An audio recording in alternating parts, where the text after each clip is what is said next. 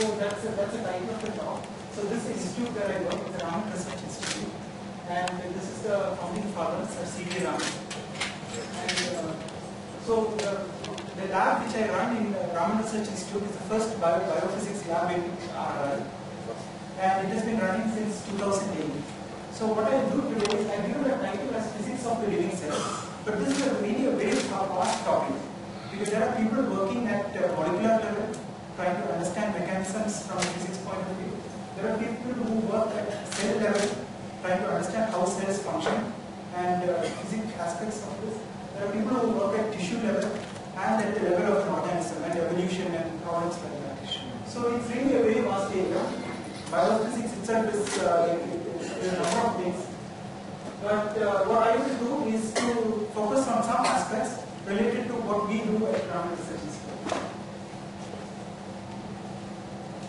So this is a picture which many of you might have seen. It's a picture of a cell which is cut in half. It's just a drawing. And as you can see that there is a nucleus here where all the genetic material is stored. And this genetic material decides the type of proteins which the cell synthesizes and the function which the cell carries out in your body. And there are a number of organelles here. For example, here there are mitochondria which produce the energy the cell needs and so on. So the cell is actually like a very complex miniature fraction. So material is there is information stored here. Material is being synthesized. This material is being transported.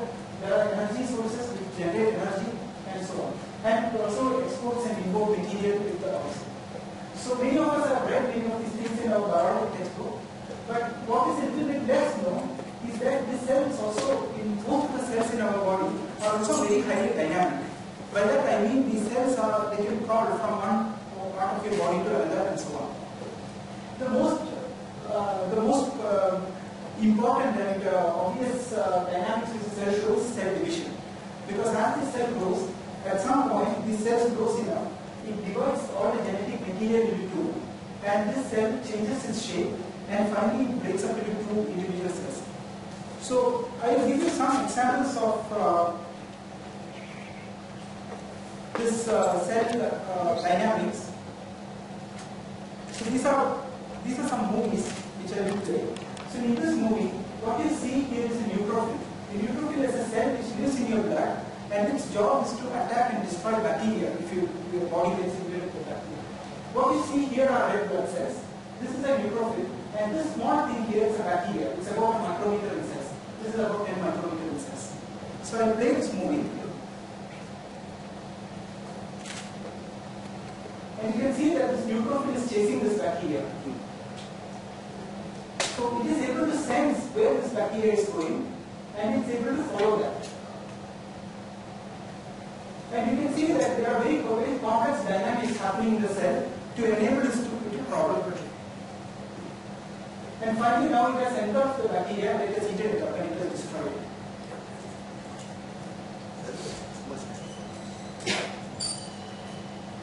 Now there are many such processes which happen in our body. This is a cell which is taken from a skin of a fish. But very similar things happen in your body with cells like fibroblasts. These cells have the ability to crawl. And you can see that the cell is crawling. So the question is, what is the machinery in the cell which allows it to do these complex dynamics?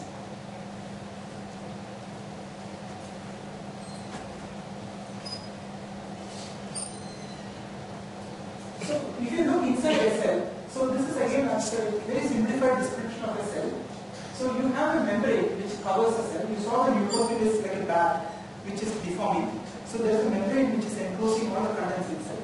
So this dotted line shows the membrane. There are a lot of proteins sitting on this membrane. Some of these proteins are ion channels. It can sense the ionic environment around, and that is how the cell is able to sense there is one mechanism by which the cell is able to sense its environment. If you look below the membrane, there are a lot of polymer filaments. These are flexible polymer filaments, like pretty much like this. Okay, and there are many of them, and they cross-link, they connect with each other, and they form some kind of a network, okay, meshwork. And inside there are other types. What I shown in green are some filaments called microtubules. What I have seen shown in blue are filaments known as actin filaments. So what the question is, these filaments and the membrane play a very important role in controlling the cell shape and the cell activity like the one which I showed. So here is an electron micrograph of this network. This is 100 nanometers, the scale bar here. And you can see that it's actually a very dense network of, it's a mesh of filaments, pretty much like a cotton or wool. And here you can see pieces of, so the part of the membrane of the cell has been etched and removed in order to reveal the cytoskeleton below. Cytoskeleton is this network. And you can see pieces of membrane which is adhering to the cell. So if I had the ability to look very close at this filaments, you will see filaments like this. And what is remarkable about these filaments is that these filaments are connected together by various proteins. So the proteins which connect them together and make a mesh, but some of these proteins are motor proteins. By that what I mean is that these proteins have the amazing ability to generate forces. Okay? These are single molecules. These are the tiniest machines, one of the tiniest machines which we know, and these single molecules act like motors. They can slide one filament with respect to the other. Okay? And the way they do it is that these, I will describe it a little bit more detail later. I will come and describe it in a minute later. And it's these motor proteins which allow our muscles to contract. Okay? So when you contract our muscle, what happens is in the muscle cell, there are these filaments, the actin filaments, which run parallel to each other. And there are these molecular motor assemblies. These are polymers made of many molecular motors, and they are connected to this actin filaments. And these motors walk on the filaments. Okay? When they walk on the filament, you can imagine that if these motor heads walk on this filament, this whole unit contracts. And I will show a video to explain this.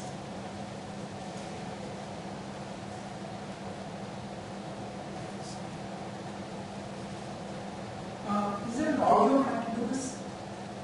So then I can also do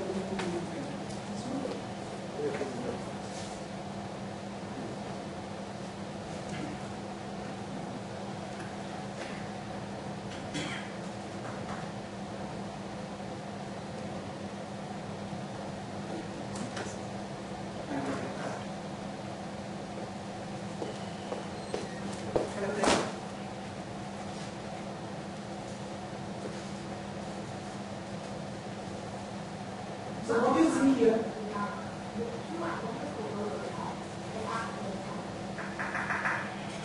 I'll just stop it for a moment.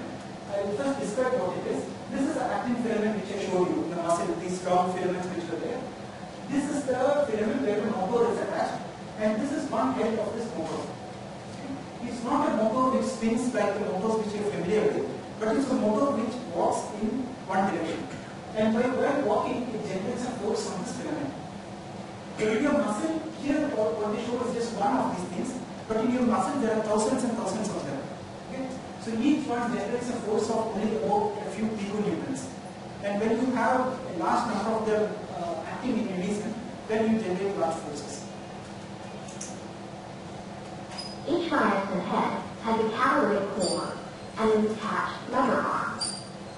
A coil rod ties the two heads together and tethers them to the thick filament seen on top. The helical actin filament is shown at the bottom. In the beginning of the movie, the myosin heads contain bound ADP and phosphate and have weak affinity for actin. Once one of the heads docks properly onto an actin subunit, phosphate is released. Phosphate release strengthens the binding of the myosin head to actin, and also triggers the force-generating power stroke that moves the actin filament. ADP then dissociates, and ATP binds to the empty nucleotide binding site, causing the myosin head to detach from the actin filament. On the detached head, ATP is hydrolyzed, which recocks the lever arm back to its pre-stroke state. Thus, like a spring, the arm stores the energy released by ATP hydrolysis, and the cycle can repeat. So what's happening here is that the molecule of ATP comes and binds, it gets hydrolyzed, and the energy which is released from that ATP molecule is used to change the conformation of the protein, and thereby it generates a force needed to move the filament.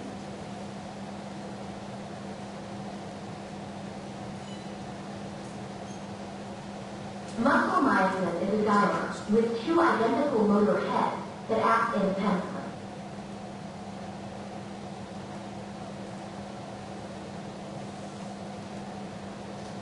Okay, so these filaments themselves are, as I said, they're polymer filaments. They're semi-flexible polymers. So if I take these things, then I can define something like stiffness of this polymer. Okay, how stiff this polymer is. And how stiff this polymer is, like how easy it is to bend this polymer. So I said there are two types of polymers. There are actin filaments, which are fairly easy to bend. Okay, so their conformation can be like wrinkled cables like this one. And there are microtubules, which are comparatively stiffer, much stiffer. These are the type of filaments which are there. And these filaments, give elasticity to the cytoskeleton, to the network which I mentioned. Because if I have to take a cell and if I have to deform it, then I have to deform this filament network, and it costs energy. Now the cell is covered with a cell membrane. I showed you that there is a membrane which is covering the cell, the plasma membrane. And this membrane also has elastic properties. For example, if I have to stretch this membrane is like a sheet of rubber. If I don't do anything, then there is no tension on it. But if I stretch it, then there is elastic energy stored in it. It costs energy to deform this membrane. So it's an elastic membrane. And it's made up of a lipid bilayer, like two lipid layers which are facing each other. So now I will describe some examples where we can use ideas from physics to understand some biological phenomena like shape deformations and so on. So the system which we study are neuronal cells. These are the cells which make up your brain and also the nervous system in your body, like the spinal cord and the... So here is a cartoon of a cell. This is a cell body. The size of the cell body is about 10 micrometers. And this long tube you see here is called the axon. And these short ones are called dendrites. And now the diameter of this tube is only about 1 micrometer. But the length of the tube in your body, in the brain, they are about 10 micrometers or so. But in your, the longest one can be about a meter long. The cell body can be sitting in your spinal cord, and the tip of this axon can be the tip of your toe. So if somebody touches the tip of your toe, tickles the tip of your toe, then an electrical signal goes all the way to your spinal cord and from there to the brain. And if you take a creature like a blue whale, this axon can be about 30 meters long, while keeping the diameter of only about 1 micrometer.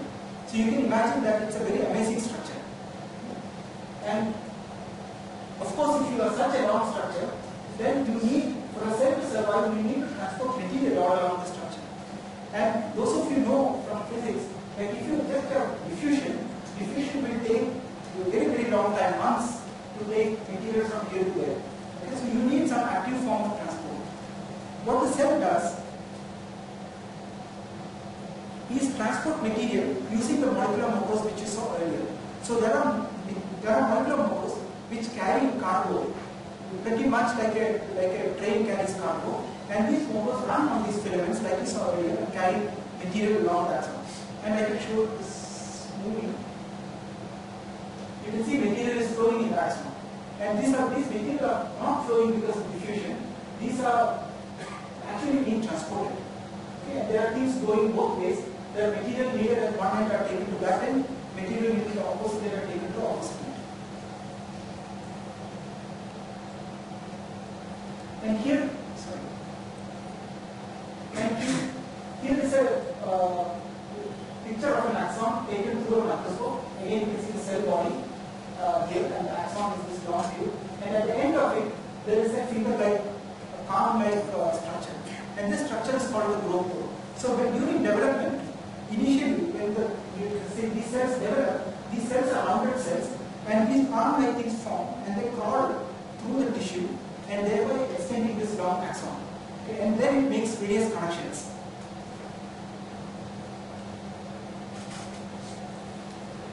If If you look inside this axon, you will see like the cell which I showed earlier, there are all these polymerfilaments inside. And this cylindrical stability of this cylindrical tube is mainly because of these polymerfilaments inside.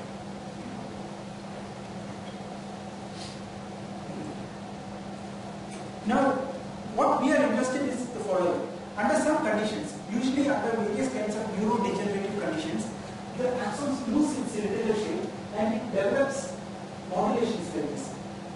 Here you can see that what should have been a uniform cylinder has developed swellings. And the question is, why does it do that? This happens as a result of various diseases. I will come back to that towards the end. But first I will go through the experiment details. The experiment we do is the following. What we do is there is a chamber here. This chamber has a inlet, two inlets, and it has an outlet. Okay, the outlet is connected to a pump, and the cell is grown inside this chamber. And the cell is living inside in a medium, in a cell culture medium, which has some concentration of ions. The outlet is connected to, the inlets are connected to two different media. One is a normal media, which is needed for the cell to grow properly, tissue culture media. The other is connected to a diluted medium, which has a less concentration of ions. Now, if I switch this valve, and thereby the flow which is going through this from normal medium to diluted medium, what I am doing is I am reducing the concentration of ions inside this chamber. Okay? When I do that, I change the osmotic pressure inside this. Okay? I hope if there are questions, please feel free to ask. So, they change the osmotic pressure. When you change the osmotic pressure,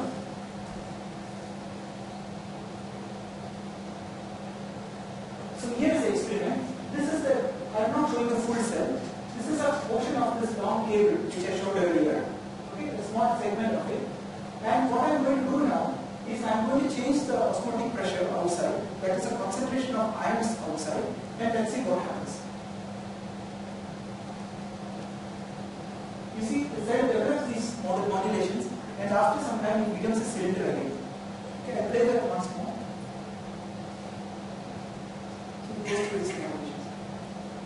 So the question is, why? Why does it go through this modulation?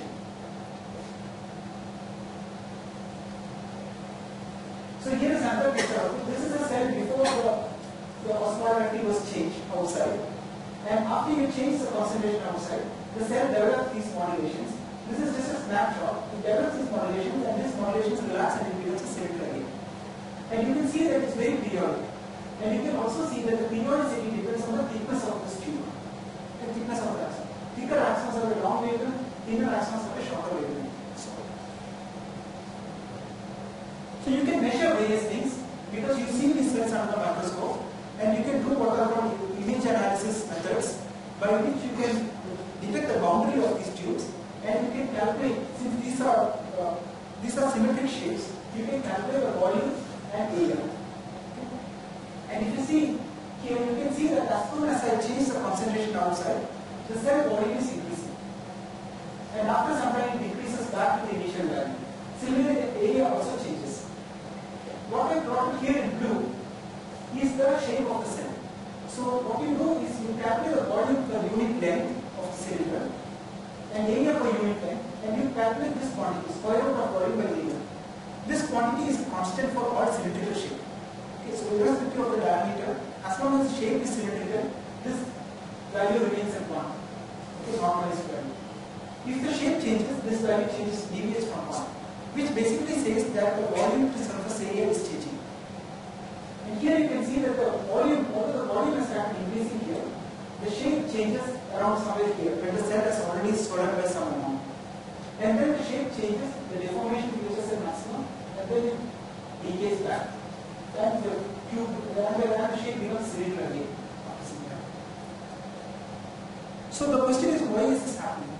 So first, let's see why the volume is changing. Okay, I try to keep this simple. I'm sorry that I'm only showing very few equations, but maybe this is only 1 or 2 slides with just equations. So I will explain it in words. What happens is I'm changing the concentration outside. C external is the outside concentration. C internal, C cell is the concentration inside the cell.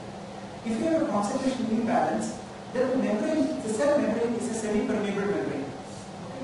And water flows from the high concentration part to the less concentration part into the high concentration part.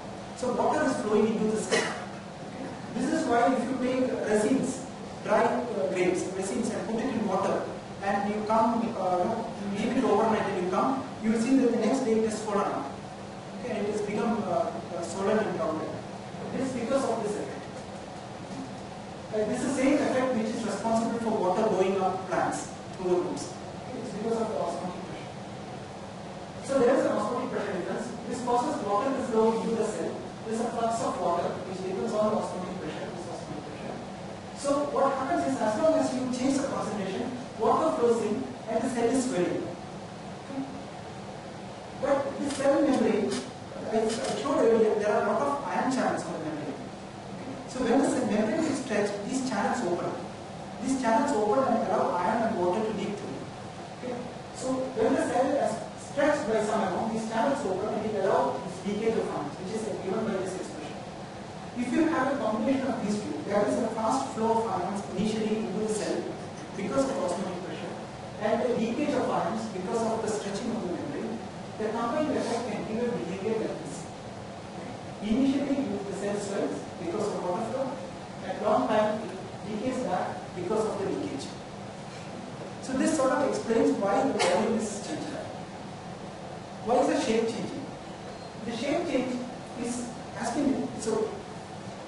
To explain the shape change, I go to a problem which was studied more than 100 years back by Lord Rayleigh.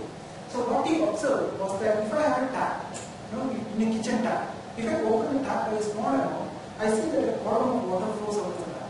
Okay, it looks almost cylindrical. After some time, it breaks up into drops.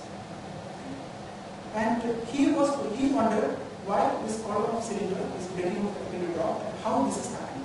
The same thing happens on a wet day, on a rainy day, or a spider web. Like when rainfall falls on the raindrops fall on the spider web, then initially wets the whole web, and then it breaks up into drops, and you can see a beautiful pattern of water droplets arranged on the spider web. So what's the mechanism for this? Here is a picture which we took in the lab. This water colored with ink, which is falling out of a tube. And this picture is taken by using a fast camera, and it's just a snapshot. And you can see that before the liquid breaks up into drops, it develops this modulated pattern. Okay? It develops these modulations. These modulations come, okay, there's no blackboard, but I'll explain it in words. These modulations come because if you have a cylinder, we know that surface tension does not like a cylinder. Okay? Because it's a sphere which has the least surface area for a given volume. So the cylinder is unstable because the cylinder has a large surface area. So the cylinder would ideally like to go into a sphere. But to go into a sphere, you have to transport liquid over long distances. Okay, the liquid has to flow over long distances to convert the cylinder into a sphere. But what can also happen is that the cylinder can deform like this. It can have this peristaltic deformation, these swellings. And it can be shown by a simple mathematical calculation that this shape, for a given volume, this shape has a lower surface area compared to that of a cylinder. So actually what the system is doing is, it is trying to reduce its surface area. And so this shape change is driven by the surface tension. The surface tension does not like a cylinder. It wants to go to spherical shape. It's difficult to make one sphere out of this long tube because it means you need to transport material over long distances. It is easier to develop these kind of modulations and break up into a series of droplets, series of spheres. And that is what happens in the case of liquids. This is also a very important problem for engineers because you have seen electrical wires and there is a plastic insulation on it. And when you put this plastic insulation, if you don't let it solidify fast enough, this insulation will not remain like a cylindrical insulation on the wire. It will break up into droplets, periodically spaced droplets. So this is a phenomenon, and what Raman showed, he did a detailed analysis of this. He calculated the optimum wavelength which the cylinder will form, and he also showed that the cylinder is unstable only for wavelengths larger than the circumference of the initial tube. Now, what we propose is that something very similar is happening in the case of the cell. Initially, you have a cylinder. Now, this is not a liquid cylinder. It's a membrane tube, and it's filled with this polymer network, which I mentioned earlier. So it has elasticity. That is, if I take, it's like a piece of foam, a tubular piece of foam. If I want to deform this piece of foam, it costs energy. So now when I swell the cell, it is like blowing up a balloon, a cylindrical balloon. When water goes into the cell, the diameter is changing and this outer membrane is getting stretched. When the outer membrane is getting stretched, pretty much like a balloon which is being blown up, the membrane develops tension. And so there is surface energy, this interfacial energy. And the system wants to reduce this interfacial energy. And one way to reduce this interfacial energy is to deform and take up a shape like this. But same argument which was used by Rayleigh to explain the liquid case. But to deform, you will also deform the bulk. That is the foam, the elastic gel which is inside. And this deformation costs energy. So there is a competition. This gel tries to keep this as a cylinder, but the surface tries to deform and take up shapes like this. This gives rise to a threshold. This is why if the swelling is very small or the tension is very less, it remains like a cylindrical plate. But if the tension becomes large enough, it exceeds the threshold value, then it's likely to deform like this. And this is the explanation why this axon, this tube, if you apply the osmotic shock, deforms and develops this kind of modulations. Will it burst? It bursts. If you apply very high osmotic shock and if you let it swell with a very large amount, it will burst. It will burst and then the cell is dead. Now I said that when it's tension which is driving it, it is like a surface tension which is driving it, is there any evidence that tension is increasing? So people ask this question. So we did an experiment to show that tension is developing. What we did is, here is the axon. It is fixed at two ends. So it's like a guitar string. Okay? The two ends are fixed. The rest of it is a free tube. And then we apply liquid flow perpendicular to this axon. Because of the flow, there is a black force which acts on the axon. Okay? This black force makes the axon take a catenary shape. It bends because of this black force. Now if you do the osmotic shock and let it swell, you can show that this catenary, this deformation, the curvature changes and this tube becomes straight. Okay? And this is a direct evidence that tension is developing on the axon. And it is when this tension goes that the tube changes shape and develops this periodic modulation. Later, if you wait, the tension relaxes because I said it's a leaky membrane. The tension relaxes and it goes back to the catenary shape.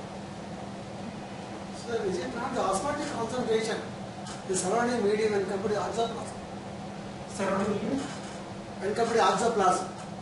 Yeah. Exoplasm. So, yeah, exactly. So there is a concentration difference between the outside and inside of the cell, which you have created by diluting by setting in this diluted medium. So if you wait, the outside concentration always kept constant. Because there is a continuous flow through this. Because there is a continuous flow, any ions which leak out of the cell is taken away by the flow. So outside concentration is always constant. Inside concentration was higher initially, but because you allow ions to leak out over a long time, with time inside concentration becomes equal to the outside concentration. That is when the tube comes back to the centrifugation, and the volume comes back to the initial volume.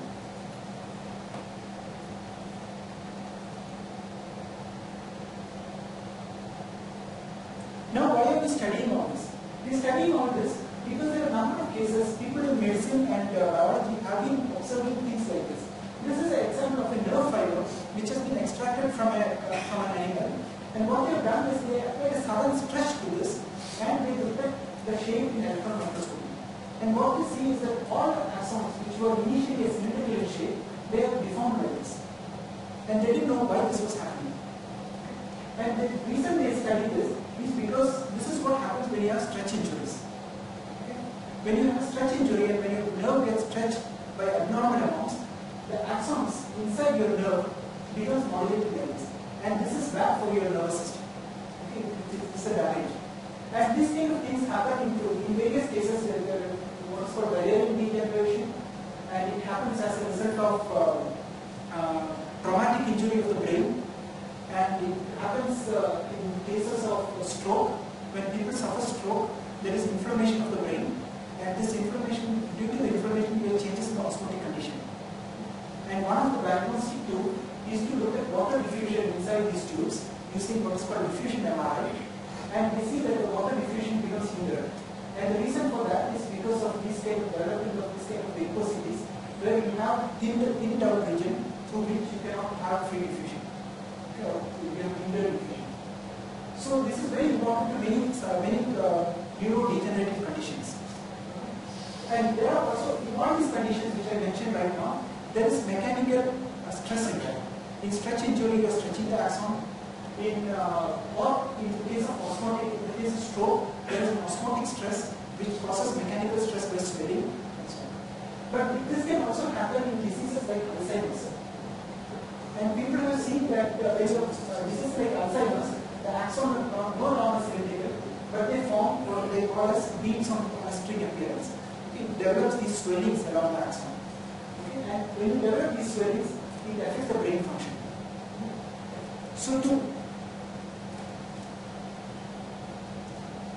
So one of the experiments which you are doing in the lab at the moment is to mimic these kind of neurodegenerative conditions. So what we do is we grow cells in the lab, like this is an axon which has been grown in the lab, and what we do is we apply some certain chemicals which can mimic certain events which happen under neurodegenerative conditions. And I run this movie now, the lower movie. You can see that there is a deformation happening, it develops these kind of swellings, and this deformation is traveling. Unlike earlier case, where it was a static deformation, static in the sense that the swellings were not propagating, here these swollen regions propagate. So it's a propagating instrument. And you can see that it's a very thin membrane tube which is left behind. And after some time, if you wait long enough, all this material in the axon gets pulled back into the cell wall, the soma here. And the axon is lost. So we are studying this problem to understand how these swellings form in this case, where we are not applying any mechanical stretch, and what drives them towards the cell body. And if we understand that, is there a way to either prevent it or reverse it? Is it a peristaltic moment? So these are, this is kind of a, you can see that the movement is, see here there is a peristaltic deformation, and this travels. And then as time progresses, these deformations, they coalesce, there is a coarsening process which is happening. They coalesce into, the neighboring ones coalesce.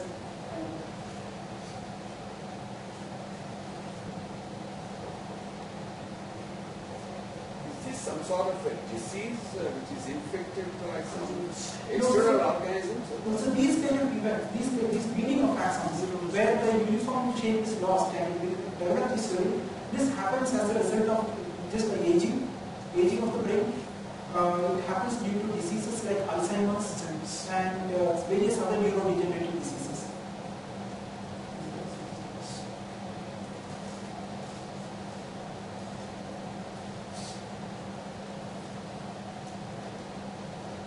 Okay, now I go to slightly different topic.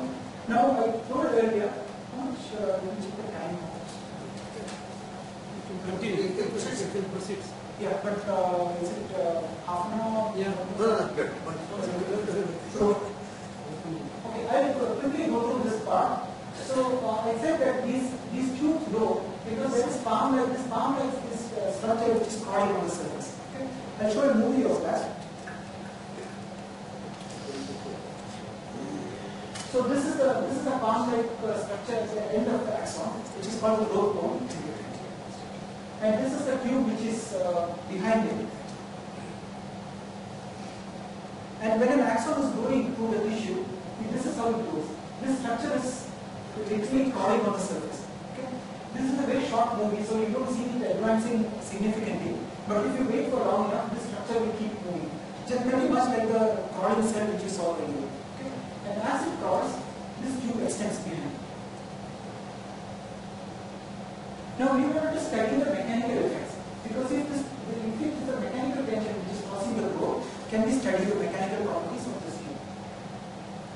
So other people have looked at some aspects of this, but I will describe the experiment and I will tell you what.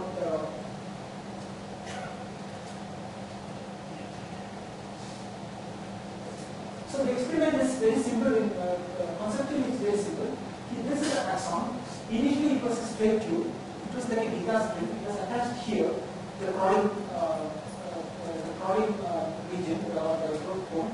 And this is cell body. It's attached to a tube end. The rest of it is free. So it's like a guitar string. And what you do is you go with a very micron-sized glass needle, okay? And you pull on. So it's like plugging the guitar string. You're pulling on the string.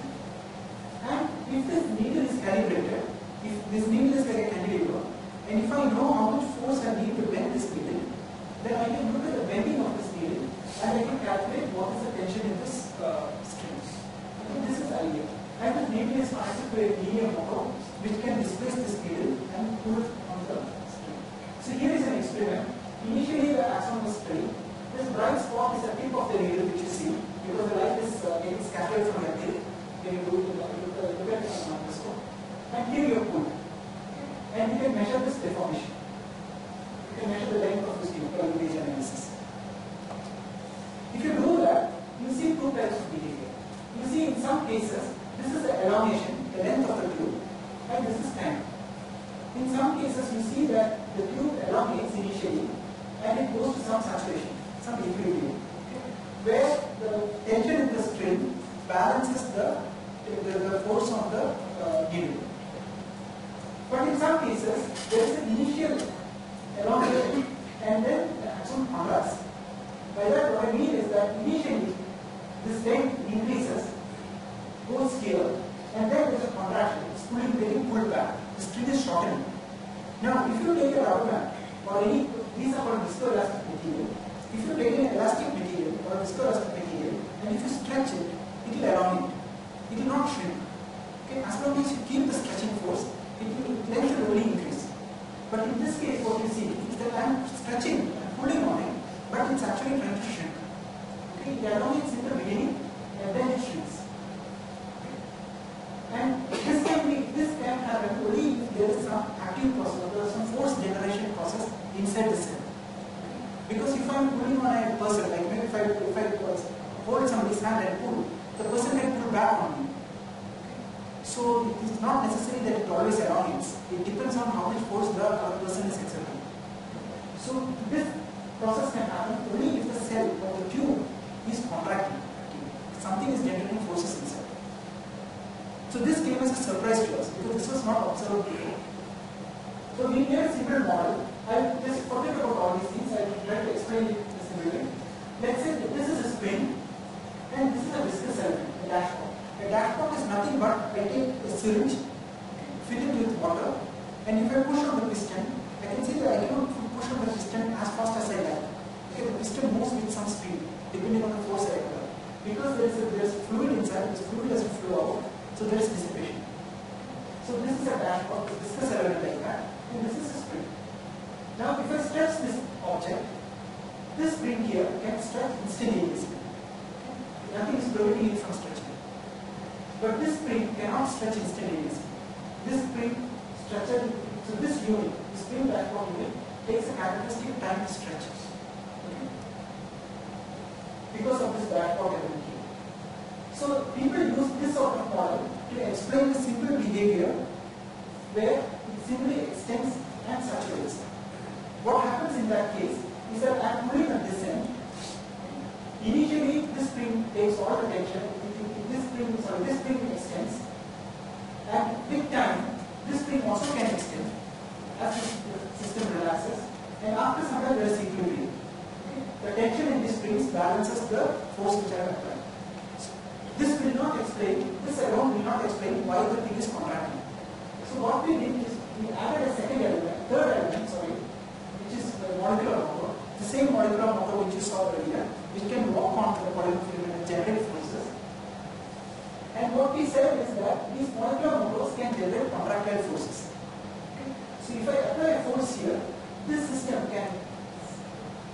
may stretch because of the spring and the dashpot, but these motors can pull things back because of the contractility of the motor. So the way you do this is the following: that if you purely have a viscous system, like the syringe which I mentioned, then the stress or the tension depends on the deformation rate, strain rate, or how fast I deform. But the molecular motors have a property, any motor you take, whether it's an electrical motor or any motor you take, there is a torque RPM relation. Okay, the torque depends on the RPM of the motor. Similarly, this motor, which is a linear motor, which works, it has a force velocity relation or a force. So the maximum force it exerts is at 0 straight line. Okay, if you pull it fast, then it cannot exert force. The reason is simple, because this motor is working on it by attaching to the filament and pulling on it. If I deform it fast enough, it doesn't take time to attach. It always stays in the detached position. So just to make this very short and what happens is the following: as long as you stretch the axon, you are in this regime. Your deformation rate is very large. The tube is deforming very fast. This motors cannot bind and it cannot exert any force, and the system behaves like a linear viscous system. And it relaxes, and when the relaxation speed becomes slow enough, that is when it reaches somewhere here where the deformation rate is slow, then you are somewhere here, and here the motors can act. Motors can bind and exert contractile forces. And what we could explain with equations and with doing detailed calculation is that this behavior which we see can be explained by making this kind of a model where molecular motors are binding to the filament and exerting contractile forces, and these motors have this kind of force velocity relation. And this force velocity relation is measured in other experiments where people can measure forces on single molecular motor. So I think that is more or less which I want to cover. I just want to describe the setup which we are doing in our lab now. This is a very sophisticated setup. As far as we know, this is the only type in the world which uses this technique. What we do is the following. We have an optical fiber here. I am sure all of you are familiar with optical fiber. It's basically a glass tube through which you can propagate light. So we take this optical fiber. The thickness of the fiber is, the glass is about 120 micrometer. And what we do is we take the tip of this fiber and we dip it in hydrofluoric acid. When you dip it in hydrofluoric acid dissolves glass. So you can etch the tip and make a thin cantilever at the tip of it. And you can use this cantilever to pull out the axon, like I showed earlier. The advantage now is that you can send light through the optical fiber. And in the microscope, you can look at the light which is coming out of the tip of the fiber. Okay? And if you let this light fall on a detector, a special type of detector, this detector can measure the position of this ball. So when the cantilever differs, you can measure by how much it is different. So this is, by doing this, you can make a setup which is automated, where if you pull on the cell, and if you want to look at the mechanical properties and what the molecular motors are doing inside the cell, you can get instant readout of the force value. So that is the idea. And this can be used for many different types of force measurement experiments. And you can also have, these are a little bit of complications, you can have feedback loops where you can pull something with a constant force, or you can pull something with a constant elongation. And you can maintain one of the parameters. And this is being built, this is complete, the setup is complete now. And we are trying to getting a patent on this. Okay, so I think that is pretty much I wanted to cover. I hope that even if you don't know, there are people in this mixed audience, people maybe who are familiar with biology, with physics, chemistry. But I hope that even if you didn't understand all the parts, at least I am able to convey that there is interesting physics in biology. And there are very important problems, like I said, neurodegenerative conditions, which biologists alone find it difficult to explain, and often you have to use ideas from physics to understand this. So there is a very important role of physics. Historically, physicists have always been playing a role in biology, and I think there is a continued requirement for this continued effort. And I would like to just thank my collaborators. So these are all members of my lab.